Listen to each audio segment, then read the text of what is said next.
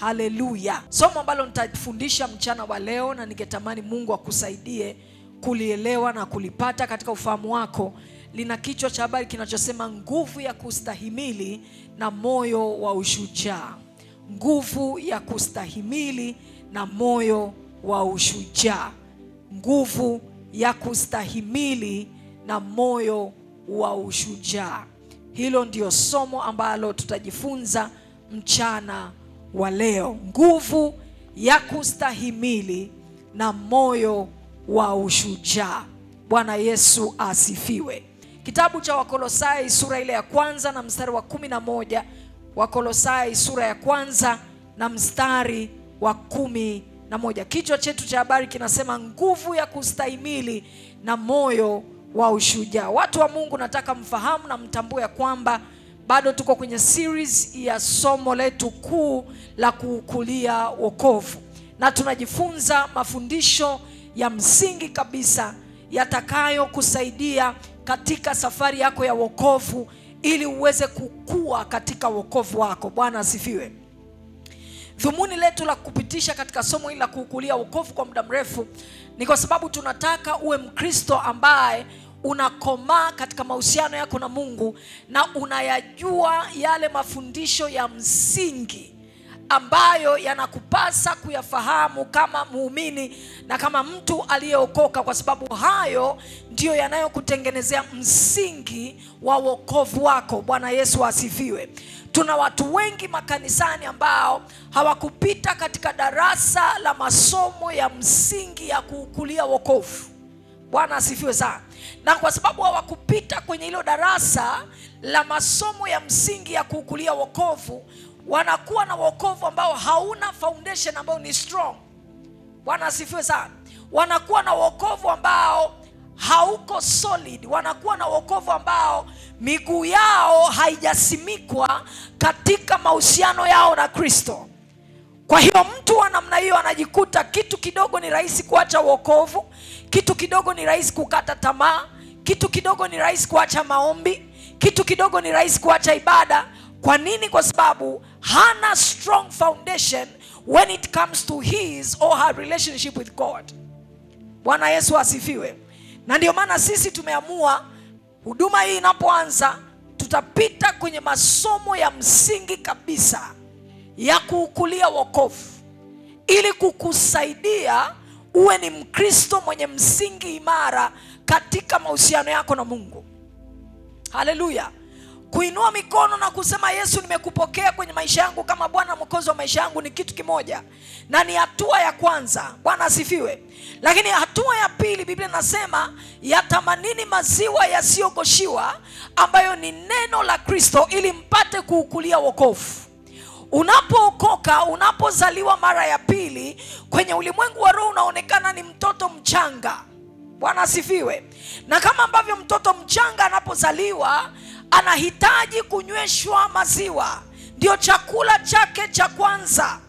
Na yale maziwa ya mama anayonyweshwa au maziwa ya kopo au maziwa anayopewa ndio chakula kinachomsaidia kukua. Bwana asifiwe. Sasa na wewe pia unapookoka katika ulimwengu wa roho, wewe ni mtoto mchanga.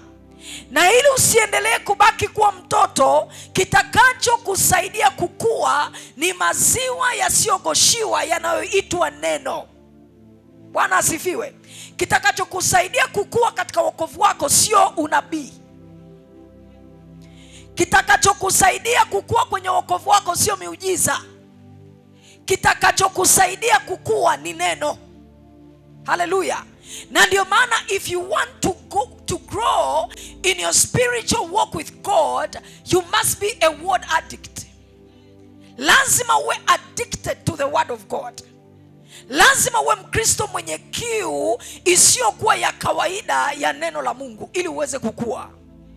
Haleluya. Na ndio maana sasa tunakupitisha kwenye haya masomo ya msingi kabisa. Tunakupitisha kwenye haya masomo ambayo tunayaita masomo ya kuukulia wokovu, ili tukusaidie ukue katika mahusiano yako na Mungu, ili tukusaidie ukue katika safari yako ya wokovu. Tuna watu wengi makanisani ambao wamekaa kanisani miaka 10-20 lakini bado ni watoto kiroho. Tuna watu wengi makanisani ambao wameokoka miaka 10-15 lakini they are not friends with the word of God. Kwa hiyo hawakui katika mahusiano yao na Kristo, hawakui katika wokovu wao. Bwana asifiwe sana. Na ndio maana we have decided to take our time, tukupitishe katika shule ya neno na tukupitishe katika masomo ya msingi kabisa, yale ya kawaida kabisa, ili kukusaidia ukue. Kwa sababu kinachotengeneza msingi imara wa wokovu wako sio mambo makubwa, sio mysteries, sio vocabulary makubwa na magumu. Hapana, ni vitu vidogo vidogo, masomo mepesi, lakini yaliyojaa nguvu ya neno la Mungu. Bwana Yesu asifiwe. Na ndio maana tumekuwa tunaendelea na series hii ya kuukulia wokovu. Na leo katika somo hilo la kuukulia wokovu, au katika series hiyo ya kuukulia wokovu, tunaangalia kipengele ambacho nimekipa kichwa cha habari, nguvu ya kustahimili na moyo wa ushujaa. Unahitaji kuwa na moyo wa ushujaa. Unahitaji kuwa na nguvu ya kustahimili, kwa sababu the fact kwamba umeokoka haimaanishi maisha yatakuwa tambarare. The fact kwamba umeokoka haimaanishi maisha yatakuwa mserereko. Haleluya. Na huu ni ukweli ambao tunahitaji kuukubali na kuupokea kama watu waliookoka.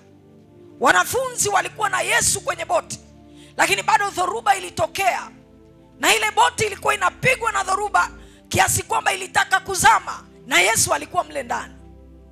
Mungu anazungumza, anasema ujapopita katika maji mengi hayatakugharikisha, ujapopita katika moto mkali hautakunguza. Kwa nini? Kwa sababu nitakuwa pamoja nawe. Nilitegemea angesema kwa sababu niko pamoja na wewe hautapita kwenye maji, kwa sababu niko pamoja na wewe hautapita kwenye moto. Lakini it is very unfortunate kwamba pamoja na kwamba tuna Yesu kwenye maisha yetu, pamoja na kwamba tumeokoka, pamoja na kwamba tuna Mungu kwenye maisha yetu, watu wa Mungu lazima tufike mahali tukubali kwamba changamoto tutakutana nazo. Haleluya. Na sasa dawa sio kukimbia. Dawa sio unapokutana changamoto you begin to ask why me God. Kwa sababu when you are asking why me, God is asking if not you, who else? Bwana Yesu asifiwe. Sasa you must come to a place as a Christian, as a born again Christian, as a born again woman, as a born again man, ukubali kwamba changamoto tutakutana nazo hata kama tumeokoka. Mambo magumu tutakutana nayo hata kama tumeokoka. Hata wale watu wanaoonekana wana furaha kabisa, wanayakuwa wanapambana nayo. Hata wale watu ambao wanaonekana it's like everything is working for them, wana kitu kinaitwa mwiba kwenye maisha yao. Biblia inazungumza kwa habari ya mtumishi wa Mungu Paulo. Biblia inasema alikuwa na mwiba kwenye mwili wake. Alikuwa na kitu kinamchoma. Alikuwa ni mtume mkubwa, alikuwa ni mtumishi wa Mungu mkubwa, anafanya vitu vikubwa kwenye jamii yake wakati ule, lakini alikuwa na kitu kilikuwa kinamsumbua, na alijaribu kuomba Mungu akiondoe. Na Biblia inasema Mungu hakuondoa, ila alimwambia neema yangu ya kutosha. Bwana Yesu asifiwe. Kuna wakati tutakutana changamoto na vitu vigumu ambavyo havitaondoka kwa urahisi wala havitaondoka kwa wepesi kwenye maisha yetu. Na nyakati kama hizo ndio nyakati ambazo unahitaji kuwa na moyo wa ushujaa na moyo wa ustahimilivu. Lakini unahitaji kuitegemea neema ya Mungu pia. Anasema tukikaribia kiti cha rehema tupate neema ya kutusaidia wakati wa uhitaji. Bwana Yesu asifiwe. Sasa lazima ujifunze kwa habari ya kuwa na nguvu ya kustahimili, kwa habari ya kuwa na moyo wa ushujaa, kwa sababu ni lazima utakutana na mambo magumu kwenye maisha hata kama umeokoka. Bwana asifiwe. Kuna watu wanafikiri ukiokoka kila kitu kinaanza kwenda smooth. By the way, it is the contrary of that. Unapookoka unakuwa umetangaza vita na shetani. Biblia inasema kwenye kitabu cha Wakolosai sura ya 1 mstari wa 13 mpaka wa 14. Biblia inasema tulipookoka tulihamishwa kutoka kwenye ufalme wa giza tukaingizwa katika ufalme wa mwana wa pendo lake. Manake ni kwamba ulipokuwa hujaokoka, wewe ulikuwa ni mateka, ulikuwa chini ya utawala wa adui. Lakini sasa umeokoka, the devil has lost. Hell has lost a member. Umenyang'anywa kutoka kwenye ufalme wa giza, umeingizwa katika ufalme wa mwana wa pendo lake. Na usifikiri shetani anafurahi. Na ndio maana Biblia inasema yeye kama simba angurumaye huzunguka zunguka akitafuta wa kummeza. Manake pamoja na kwamba umenyang'anywa kwenye mikono yake ulipookoka, lakini he is not satisfied, na wala hajakubali kwamba amekupoteza. Bado anazunguka zunguka. Akikukuta umekaa vibaya, atajaribu kukumeza, atajaribu kukupiga. Ndio maana anasema kwenye kitabu cha Yohana sura ya 10 mstari wa 10, mwizi haji ila aibe, aangamize, auwe. Bwana Yesu asifiwe. Kwa hiyo utakutana na changamoto, because the devil, who is the main thief, who is the killer, who is the deceiver, who is the accuser of the brethren, is still alive. Kwa hiyo lazima uwe na moyo wa ushujaa. Lazima uwe na moyo wa ustahimilifu. Lazima uwe na moyo wa nguvu if you are going to win the battles of this life. Life will throw at you different battles. Maisha yatakutupia vita za kila aina. As long as unaishi kwenye hii dunia, utakutana na machozi, utakutana na changamoto, utakutana na mambo magumu. Kuna wakati utaface vitu vigumu mpaka utaona kama dunia inaisha. Kuna wakati utakutana mambo magumu mpaka utaona ni kama hakuna mlango wa kutokea. Sasa ukiwa ni Mkristo mwenye moyo mwepesi, you will not be able to survive. Na zaidi sana, hautaweza kupush na kulisimamia kusudi la Mungu kwenye maisha yako. Na ndio maana lazima uwe na moyo wa ustahimilivu na uwe na moyo wa ushujaa. Bwana Yesu asifiwe. Kitabu cha Wakolosai sura ile ya 1 na mstari wa 11. Wakolosai sura ya 1 na mstari wa 11. Biblia inasema, huyu ni Paulo anaongea na kanisa la Kolosai, tafsiri ya BHN. Anawaambia Mungu awajalieni nguvu na uwezo. Mungu awajalieni nguvu na uwezo wake mtukufu, ili muweze kustahimili kila kitu kwa uvumilivu. Paulo anawaombea Wakolosai. Anawaambia nimewaombea Mungu awajalie nguvu kwa uwezo wake, ili muweze kustahimili kila kitu kwa uvumilivu. Watu wa Mungu, Mungu asipokujalia nguvu na uwezo wa kustahimili, kuna vita hutaweza kuzishinda na kuna mahali hutaweza kuvuka. Bwana Yesu asifiwe. Waebrania 10:36.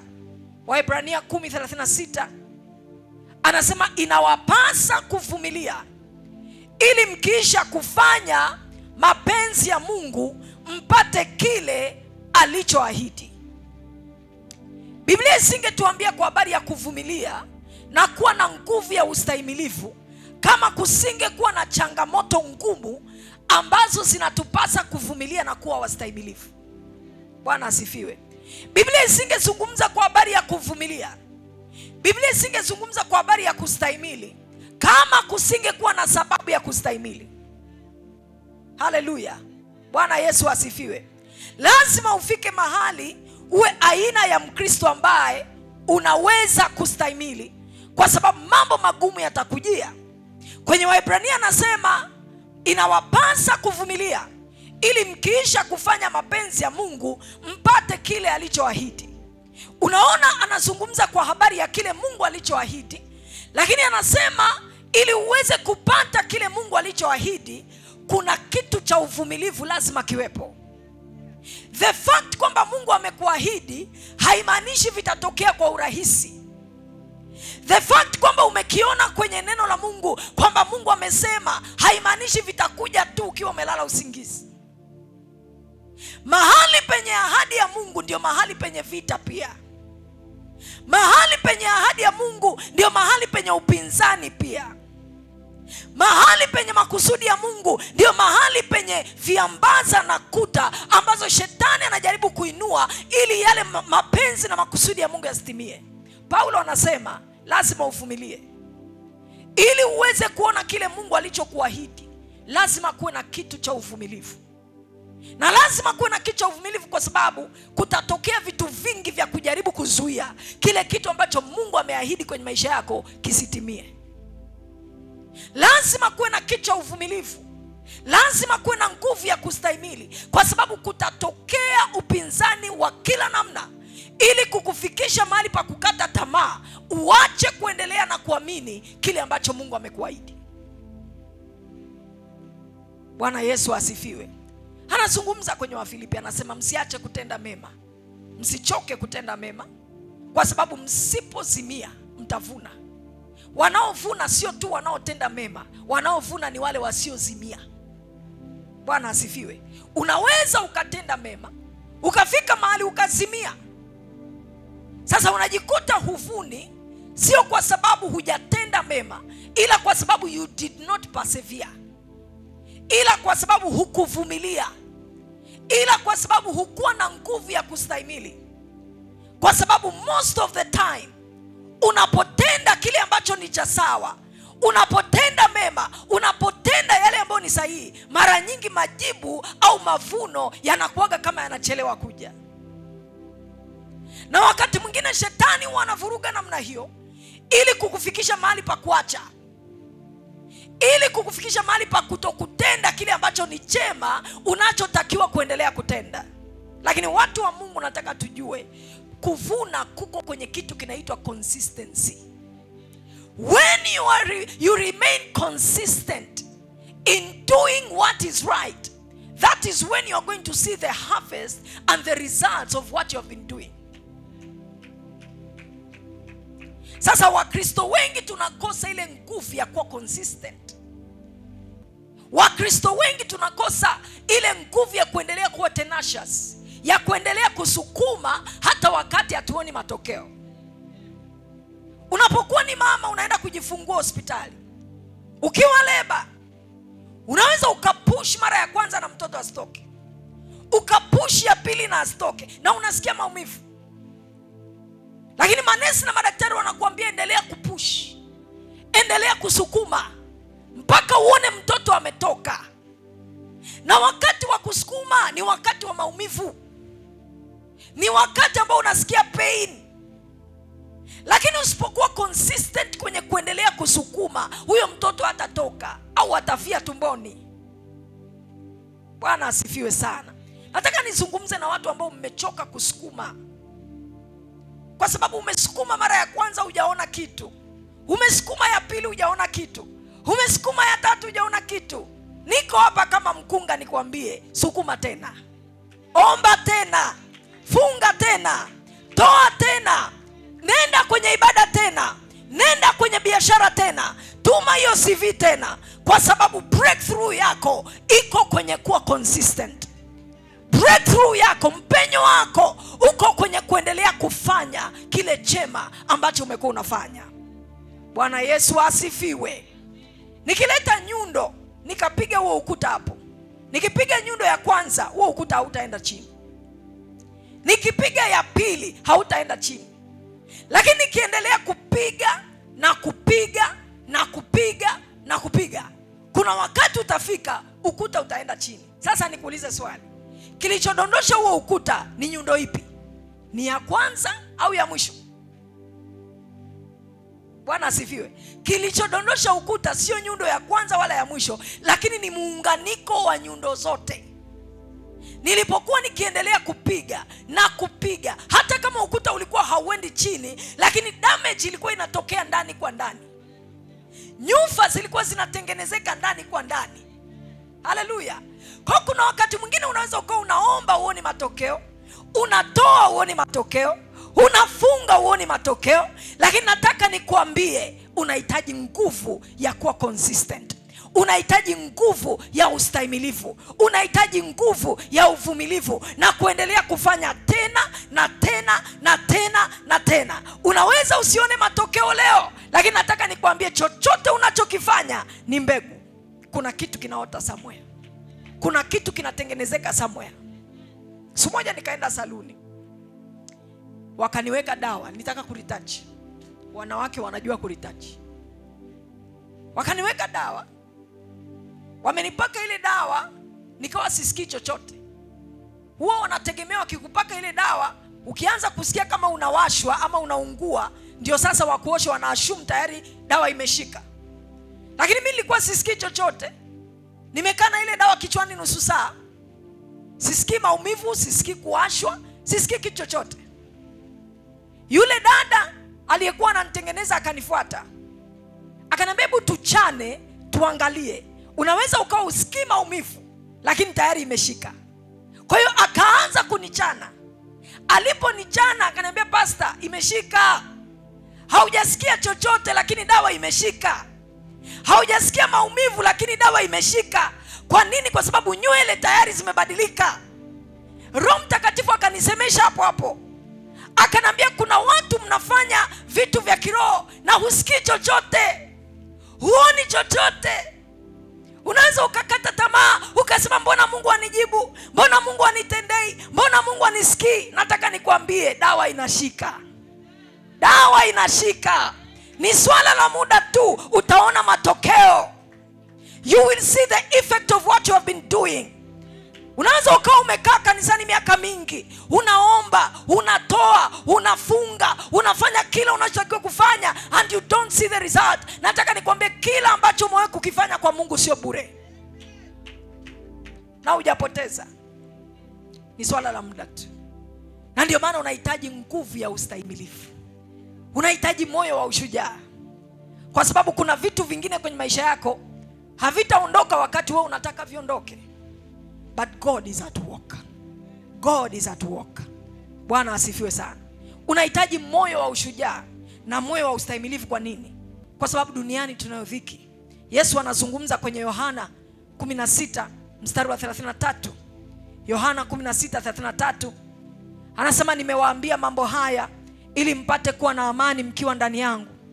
Ulimwenguni mnayo dhiki, lakini jipeni moyo, kwa maana mimi nimeushinda ulimwengu. Hata Yesu mwenyewe ana acknowledge kwamba tunaishi kwenye dunia ambayo ina dhiki. Haleluya. Sasa lazima uwe na moyo wa ushujaa, lazima uwe na moyo wa ustahimilifu, ili uweze kustahimili dhiki na changamoto mbalimbali ambazo zinatujia kwenye maisha yetu. Bwana asifiwe sana. Tunaishi kwenye dunia ambayo ina mambo mengi ya kutisha tunayokutana nayo kwenye maisha ya kila siku. Usipokuwa na nguvu za ndani, ukawa ni Mkristo unayezimia na kuogopa kila kitu, huwezi uka-accomplish mambo makubwa kwenye ya maisha. Bwana Yesu asifiwe. Kitabu cha Samueli wa kwanza sura ile ya 17 mstari wa 4 mpaka wa 11. Samueli wa kwanza sura ya 17 mstari wa 4 mpaka wa 11. Biblia inasema, shujaa aliyeitwa Goliati aliyetoka Gathi akajitokeza kutoka kambi ya Wafilisti. Alikuwa na urefu wa dhiraa 6 na shibiri 1. Alikuwa na chapeo ya shaba kichwani mwake. Alivaa dirii ya shaba kifuani mwake yenye uzito wa shekeli 5,000. Miguuni mwake alivaa mabamba ya shaba, na alikuwa na mkuki wa shaba mgongoni mwake. Mpini huo wa mkuki ulikuwa kama mti wa mfumaji, na ncha ya chuma yake ilikuwa na uzito wa shekeli 600, na mbeba ngao wake alitangulia mbele yake. Mstari wa 8. Goliati alisimama na kuwaambia majeshi ya Israel kwa sauti kuu akisema, kwa nini mmetoka kupanga vita? Je, mimi si Mfilisti na ninyi ni watumishi wa Sauli? Chagueni mtu anishukie mimi. Kama anaweza kupigana nami na kuniua, tutaweka chini yetu, tutakuwa chini yenu. Lakini nikimshinda na kumuua, ninyi mtakuwa chini yetu na mtatutumikia. Kisha yule Mfilisti akasema, siku hii ya leo nayatukana majeshi ya Israeli. Nipeni mtu tupigane. Kwa kusikia maneno haya ya Wafilisti, Sauli na Waisraeli wote wakafadhaika na kuogopa. Mstari wa 23. Alipokuwa akisema nao Goliati, yule Mfilisti shujaa kutoka Gathi, akajitokeza mbele ya safu zake na kupiga ile kelele yake ya kawaida ya matukano. Naye Daudi akayasikia. Waisraeli walipomwona yule mtu, wote wakakimbia kwa woga. Sasa hili ni taifa la Israeli, taifa ambalo Mungu mwenyewe alikuwa upande wao, taifa ambalo walikuwa na mahusiano na Mungu mwenye nguvu zote. Lakini wanakutana na Goliati ambaye kwa macho ya damu na nyama alikuwa na nguvu kuliko wao, alikuwa na uwezo kuliko wao, alikuwa na uzoefu wa kivita pengine kuliko wao. Wanakutana na jitu hili na linawatukana, linawaogopesha, na Biblia nasema kila waliposikia walikuwa wanakimbia. Watu wa Mungu, magoliati hayajaisha mpaka leo. Mambo magumu na mazito kwenye haya maisha ndio magoliati tunayokutana nayo. Na wengine unakutana na Goliati ambao ukijilinganisha wewe na nguvu zao huingii. Goliati anaweza kuwa ni bosi ofisini kwako, akupendi tu, anakuchukia for no reason. Na ana cheo kuliko wewe, ana uwezo kuliko wewe, ana pesa kuliko wewe, ana connection kuliko wewe, ana mamlaka kuliko wewe. Kuna upinzani mwingine tunakutana nao hata kama tumeokoka, ule ubinadamu unaingia na unajikuta unaogopa. Waisraeli walikuwa wanaogopa na walikuwa wanakimbia, japokuwa walikuwa na Mungu, japokuwa walikuwa na mahusiano na Mungu wa majeshi, lakini bado walikuwa ni binadamu. Wengi tumejikuta kwenye situation kama hizo, wengi tumejikuta kwenye hali kama hizo. Tumeokoka, tuna mahusiano na Mungu, ni kweli, lakini kuna Goliati tunakutana nao katika macho ya damu na nyama. Ukijilinganisha wewe na yeye, unaona kabisa hapa stoboi. Mume wako anatembea nje na mwanamke ambaye ukijikompea wewe na yeye unaona kabisa dada ni mzuri kuliko mimi, dada amesoma kuliko mimi, dada ana shepu kuliko mimi, dada ana akili kuliko mimi, dada anajielewa kuliko mimi. Yaani ukijilinganisha na Goliati wako unaona kabisa singi. Na wakati mwingine unaweza kuwa tempted kukimbia, unaweza kuwa tempted kuacha, kama ni kazi, kama ni biashara. Kwa nini? Kwa sababu umekutana upinzani ambao kwa macho ya damu na nyama unaonekana una nguvu kuliko wewe.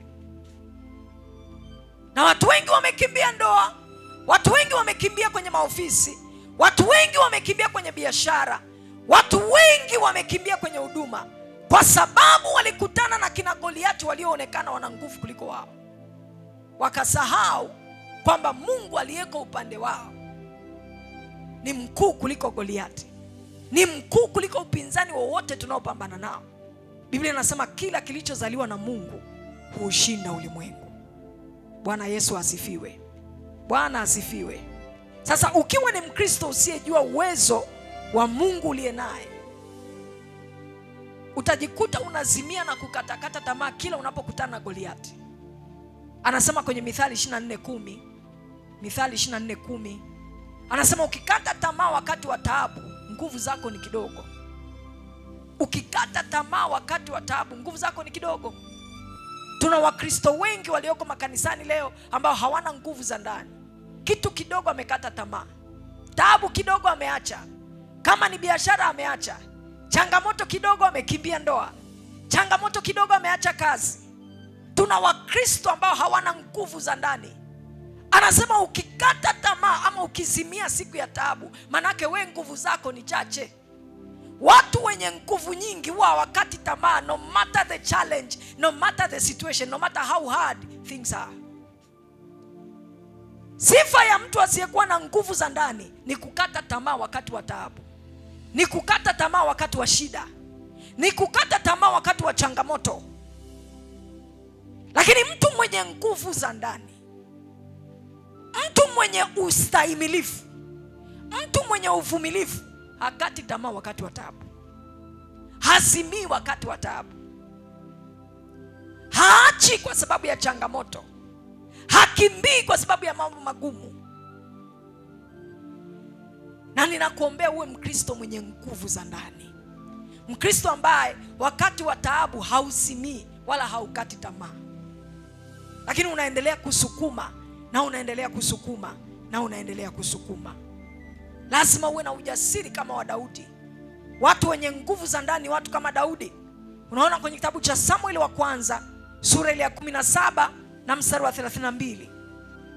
Samueli wa kwanza 17:32, neno la Mungu linasema, Daudi akamwambia Sauli, mtu yeyote asife moyo kwa habari ya Mfilisti. Mtumishi wako ataenda kupigana naye. Hawa ndio watu wenye mioyo yenye nguvu. Watu ambao kila mtu anayemsikia Goliati anamkimbia. Anainuka Daudi, kijana mdogo tu, anawaambia mtu yeyote asife moyo kwa ajili ya huyu. Mimi nitaenda kupambana naye. Hao ndio watu Mungu anaowatafuta. Hao ndio watu ambao wanaweza waka-accomplish vitu vikubwa kwenye ufalme wa Mungu. Watu wasiozimia wakati wa changamoto. Watu wasioogopa matatizo yanapokuja. Watu wanaendelea kushikilia na kushikilia hata kama hali ni ngumu. Hao ndio watu wanaweza kufanya mambo makubwa. Kama Mungu atakusaidia uweze kufanya mambo yaliyo makubwa na ya kushangaza kwenye ulimwengu huu, lazima uwe na moyo kama wa Daudi.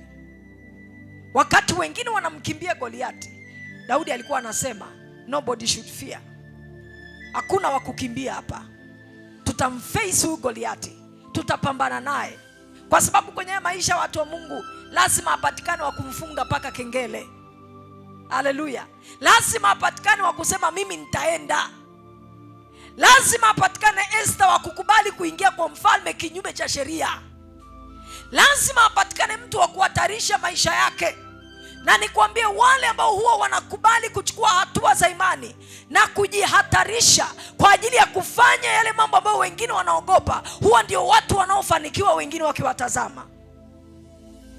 Lakini wale waoga, wale wanaozimia, wale wanaokata tamaa kwa sababu ya taabu, wale wanaomkimbia Goliati, huwa hawawezagi kuaccomplish chochote chenye maana kwenye haya maisha. Bwana Yesu asifiwe. So if you are going to accomplish anything great in this life, you must have the heart like the heart of David. Pale ambapo kila mtu anakimbia, wewe lazima uwe na ujasiri wa kusema, I will go there. I will fight that battle. I will face that Goliath. I will fight that devil. Kile ambacho kimewashinda wengine, lazima wewe uwe na ujasiri wa kusema, mimi nitapambana nacho. Na nataka nikwambie, ukichukua hiyo hatua ya imani na ujasiri, God always takes a step with those kind of people. Bwana Yesu asifiwe. Anasema kwenye Yoeli sura ya 3 mstari wa 10. Yoeli sura ya 3 mstari wa 10. Anasema majembe yenu yafueni yawe panga, na miundu yenu ya kukatia iwe mikuki. Aliye dhaifu na aseme mimi nina nguvu. Aliye dhaifu na aseme ana nguvu. Ambaye amekuwa hawezi, akungute mavumbi asimame ajaribu tena. Aliyekuwa amekata tamaa ainuke achukue hatua tena. Kwa sababu hatuko peke yetu. Tuko na Mungu anayetusaidia. God is on our side. God is fighting for us. God is fighting with you. You are not alone. Anasema kwenye Ezra sura ya 10 mstari wa 4. Ezra sura ya 10 mstari wa 4. Anasema inuka, maana shughuli hii ya kuhusu wewe. Inuka, maana ujenzi wa hiyo familia unakuhusu wewe. Inuka, maana ustawi wa hiyo biashara unakutegemea wewe, sio mtu mwingine. Lazima wewe uinuke. Lazima wewe ujihatarishe. Lazima ukubali kuchukua hatua za imani. Hiyo shughuli inakutegemea wewe. Ukombozi wa familia yako unakutegemea wewe, sio mtu mwingine. Kukua kwa hiyo biashara kunakutegemea wewe, sio mtu mwingine. Hao watoto kusoma kunakutegemea wewe, sio mtu mwingine. Inuka. Wanamwambia Ezra, inuka. Hiyo shughuli inakuhusu wewe. Na asubuhi ya leo nakuambia na wewe inuka. Hakuna wa kukusaidia. Hakuna wa kukubebea huo mzigo. Hakuna anayeweza kuomba maombi ya uchungu na ya mzigo kama unaweza kujiombea mwenyewe. Inuka. Chukua hatua. Do something. Go back to that business and try and do something. Try to rebuild that home and that family again. Inuka. Ni wewe unasubiriwa. Ni wewe unasubiriwa. Hiyo ndoto na hayo maono yanakusubiri wewe. Hizo vision ni zinakusubiri wewe. Hiyo biashara inakusubiri wewe. Inuka. Fanya kitu. Kaombe tena. Peleka CV tena. Toa tena. Funga tena. Try again. Ukiendelea kukaa chini hakuna kitakachobadilika. Ukiendelea kujihurumia hakuna kitakachobadilika. Anasema aliye dhaifu na aseme ana nguvu, ainuke afanye kitu. Aliyechoka aseme nina nguvu, ainuke afanye kitu. Nothing will change if you continue to sit down. Things will not change by themselves. You have to arise and do something. Wanamwambia Ezra, inuka. Maana shughuli hii ya kuhusu wewe. Alafu wanamwambia ukiinuka, ukaanza kufanya, na sisi tutashirikiana na wewe. Hautapokea msaada kama usipoanza kufanya kitu. Hautapokea support hata kutoka kwa Mungu mwenyewe kama hutainuka na kufanya kitu. Wale wakoma 4 walikuwa wamekaa pale kwenye njaa. Biblia inasema wakasema wao kwa wao, tukiendelea kukaa tutakufa njaa. Ni kweli hatuna miguu. Ni kweli hatuna kazi kwa sababu miguu imekatika kwa vidonda. Ni kweli hatuwezi kukimbia, hatuwezi kufanya kazi kwa sababu mikono imeliwa na ukoma. But let us arise and do something. Let us try and do something. Bwana asifiwe. Wakasemezana. Wakasema tukirudi kule kwenye mji wetu kuna njaa, kuna chakula, tutakufa. Tukienda kwenye kambi ya adui wanaweza wakatuua. But whatever the case, tukiendelea kukaa hapa tutakufa njaa pia. Acha tunyanyuke. Tuingie kambi ya adui. Wakituua basi watatuua. Wakituacha hai basi watatuacha hai. Na Biblia inasema walipochukua hatua pamoja na ukoma wao, pamoja na vidonda vyao, pamoja na udhaifu wao, pamoja na kutokuwa kuona nguvu, walipochukua hatua za imani, wakaanza kutembea kwenda kwenye kambi ya adui. Biblia inasema mbingu pia zikarespond. Mungu akasababisha hatua za miguu yao zikasikilika kama vile ni sauti ya jeshi kubwa la farasi. Na Biblia inasema adui waliposikia, wao walichokuwa wanasikia sio miguu ya wakoma 4. Walichokuwa wanasikia ni sauti ya jeshi kubwa. Na Biblia inasema adui zao wakakimbia. Mbingu zinasubiri uchukue hatua. Biblia inasema wale wakoma walipochukua tu hatua, wakaanza kutembea kwenda kwenye kambi ya adui. Biblia inasema Mungu akafanya hatua za miguu yao zikasikika kama sauti ya jeshi kubwa. Kumbe Mungu alikuwa anasubiri wachukue hatua. Mungu alikuwa na uwezo wa kufanya hatua zao zisikike kama jeshi, lakini alisubiri wanyanyuke waanze kutembea.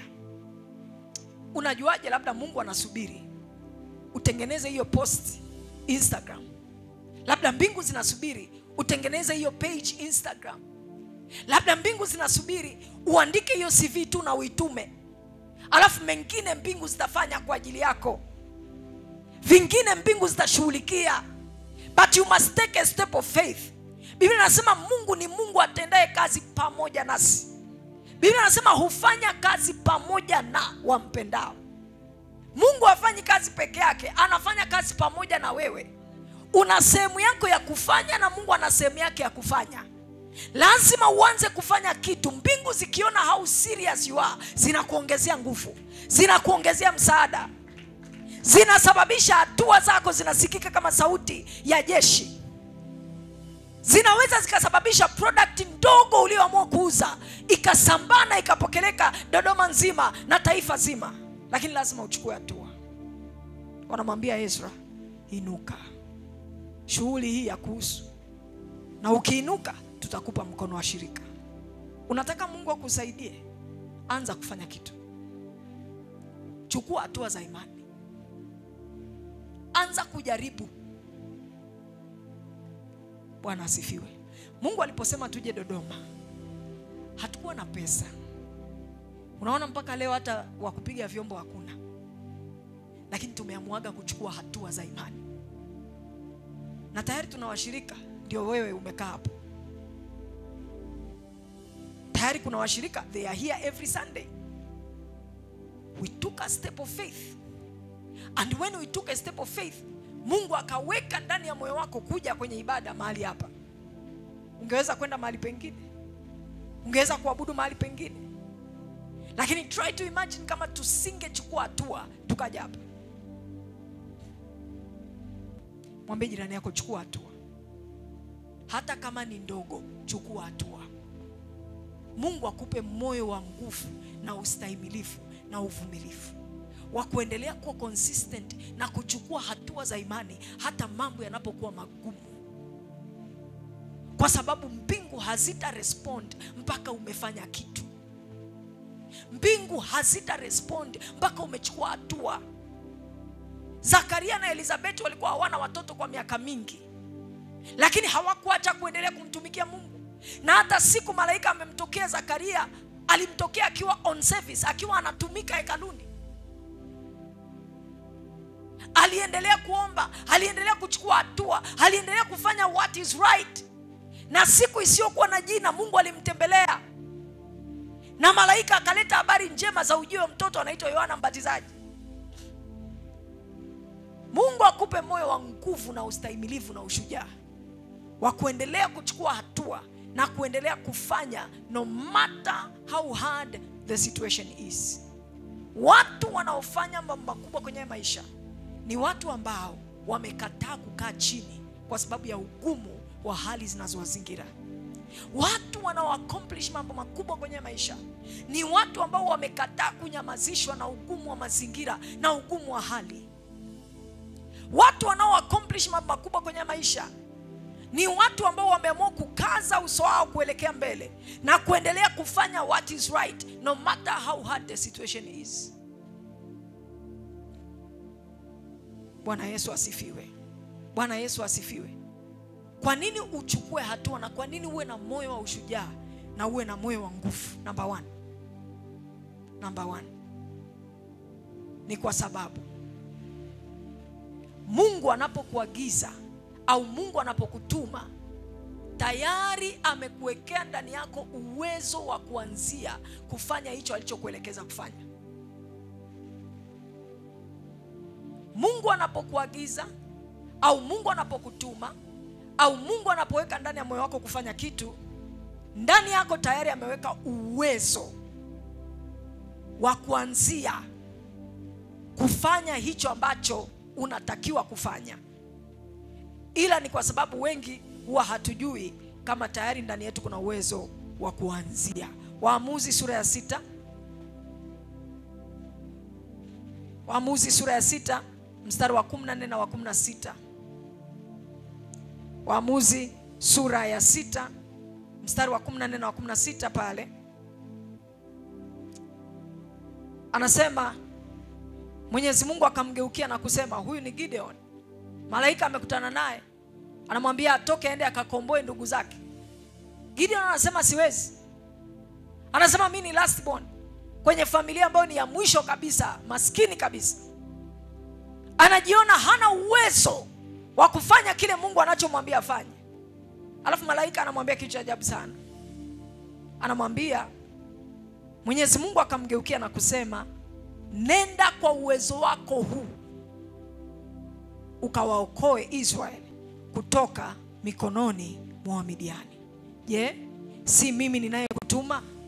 Gideon akauliza, Bwana, inawezekanaje kuwaokoa Israeli? Ukoo wangu ni dhaifu kuliko wote katika Manase, nami ndiye niliye mdogo wa wote katika jamaa yangu. Kwa unaona Mungu anamtuma Gideon kwenda kuokoa ndugu zake. Anasema Mungu, I'm the last born, na ukoo wangu ndio mdogo, na familia yangu ndio ya mwisho. Alafu Mungu anamwambia hapana, ndani yako kuna uwezo. Ndani yako kuna uwezo nimeuweka. Anamwambia Gideon, nenda kwa uwezo huo ulioko ndani yako, ambao wewe unaweza ukauona ni mdogo, lakini nimekuwekea uwezo wa kutosha kuweza kufanya hichi ninachokutuma kufanya. Bwana asifiwe sana. Kuanzia leo nataka ufahamu, chochote ambacho Mungu anakutuma kufanya, chochote ambacho Mungu anaweka ndani ya moyo wako kufanya, tayari ameshakuwekea ndani yako uwezo wa kufanya. Tayari ameshakuwekea ndani yako ability ya kufanya. Ndio maana kusisitiza, chukua hatua. Because inside you, God has already invested what you need to accomplish what he wants you to accomplish. Anamwambia Gideon, nenda kwa uwezo ulioko ndani yako. Nenda kwa uwezo ulioko ndani yako. Nenda kwa vipawa vilivyoko ndani yako. Nenda kwa karama zilizoko ndani yako. Nenda kwa hizo. Nenda, tumia hizo. Mtaji wa kwanza unaohitaji ni kile Mungu alichoweka ndani yako. Bwana asifiwe. Mtaji wa kwanza unaohitaji sio pesa. Mtaji wa kwanza unaohitaji sio watu. Mtaji wa kwanza unaohitaji ni uwezo ulioko ndani yako. Na kila mtu aliyeko hapa, ndani yako kuna uwezo. Ndani yako kuna kitu Mungu ameweka. Ndani yako kuna ability Mungu ameweka, ipo. Anza na huo ndio mtaji wako wa kwanza. Vipawa na karama Mungu alivyoweka ndani yako, huo ndio mtaji wako wa kwanza. Mungu anamwambia Gideon, nenda kwa uwezo huo ulioko ndani yako. Usiangalie familia uliotokea. Usiangalie uwezo wa familia uliotokea. Usiangalie uchumi wa familia uliotokea. Usiangalie nafasi ya anzia na uwezo ulioko ndani yako. Anza nao. Haleluya. Unaweza kuwa umetoka kwenye familia ina kitu. Unaweza kuwa na mume asiye kusupport na mke asiye kusupport, lakini ndani yako kuna uwezo. Na huo ndio mtaji wako wa kwanza. Kwa unaporudi nyumbani leo, hebu kaa chini, jiulize, ndani yangu kuna uwezo gani? Kumbe when God sends you, the first place that God wants you to look at is inside you. What is it that is inside you? What is it that you can do from within? Ni uwezo gani unao huku ndani ambao bado hujautumia? Kuna Wakristo wengi ambao ndani yao kuna uwezo ambao haujatumika. Na tunatafuta capital outside. Tunatafuta nje, wakati ndani kuna uwekezaji ambao Mungu ameuweka ambao hujaanza kuutumia. Hebu leo rudi nyumbani, jikalishe kikao, jiulize, je, mimi ni kama Gideoni? Ninaangalia tu nje, ninaangalia familia niliyotokea, ninaangalia vyeti nilivyo navyo, ninaangalia kiwango cha elimu nilicho nacho. Lakini kumbe Mungu haangalii hivyo vyote ili kunifanikisha. Mungu anaangalia uwezo alioweka ndani yangu. Ni uwezo gani Mungu amenipa? Ni kitu gani ndani yangu ambacho Mungu ananiwezesha kufanya bila kutegemea vyeti, bila kutegemea connection, bila kutegemea utajiri wa familia au watu walionizunguka? What is it that is inside me? Begin to deploy that. Begin to use that. Mafanikio yako yanaanzia kwenye kutumia kile ambacho Mungu ameweka ndani yako. Bwana asifiwe. Kwa hiyo kwa nini uwe na moyo wa ushujaa wa kuchukua hatua? Kwa nini uwe na moyo wa ustahimilifu? Ni kwa sababu ndani yako kuna uwezo ambao Mungu ameweka, na Mungu anataka uanze na huo, na uanze kuutumia huo. Ninakuombea katika jina la Yesu, Mungu akupe nguvu, Mungu akupe ushujaa wa kuweza kutumia kile ambacho Mungu ameweka ndani yako ili kuzalisha kile ambacho Mungu anataka ukizalishe kwa nje. Bwana Yesu asifiwe. Simama kwa miguu yako.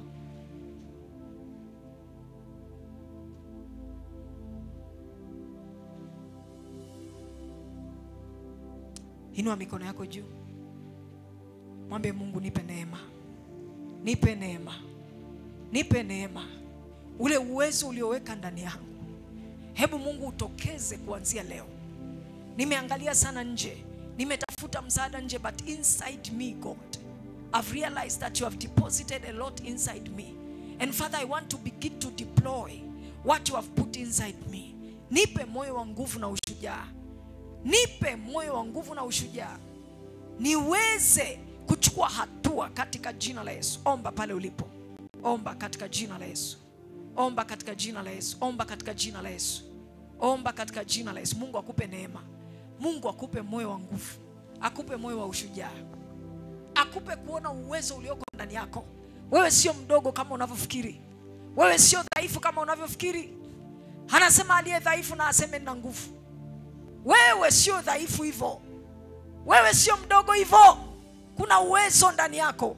Hicho ambacho Mungu anakutuma kufanya, tayari ameshaweka uwezo ndani yako wa kufanya. Unaweza. Amua kuchukua hatua za imani kuanzia leo. Muombe Mungu akupe neema ya kuchukua hatua katika jina la Yesu. Katika jina la Yesu. Katika jina la Yesu. Rakasatarabashanda. Rakusateleboshaya.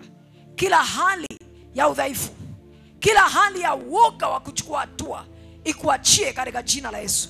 Ikuachie katika jina la Yesu. Moyo wa ujasiri, moyo wa ustahimilivu, moyo wa ushujaa uingie ndani yako kuanzia leo katika jina la Yesu. Katika jina la Yesu. Yale yote uliokuwa unaogopa kuyafanya, pokea neema. Pokea neema. Pokea neema ya kuyafanya. Pokea neema ya kuchukua hatua kuanzia leo. Ndani yako kuna uwezo Mungu ameuweka. Ndani yako kuna uwezo Mungu ameuweka. Nenda kachukue hatua. Nenda kafanye kwa imani. Shughuli hii inakuhusu wewe. Ujenzi huo unakuhusu wewe. Biashara hiyo inakuhusu wewe. Huduma hiyo inakuhusu. Chukua hatua. Chukua hatua. Pokea neema. Pokea neema ya kuchukua hatua kwa jina la Yesu. Na wale wanaofuatilia kwa njia ya mtandao, pokea roho ya ushujaa. Pokea roho ya ustahimilivu. Pokea neema ya kupiga hatua. Pokea, pokea, pokea. Ndani yako kuna uwezo Mungu amekuwekea.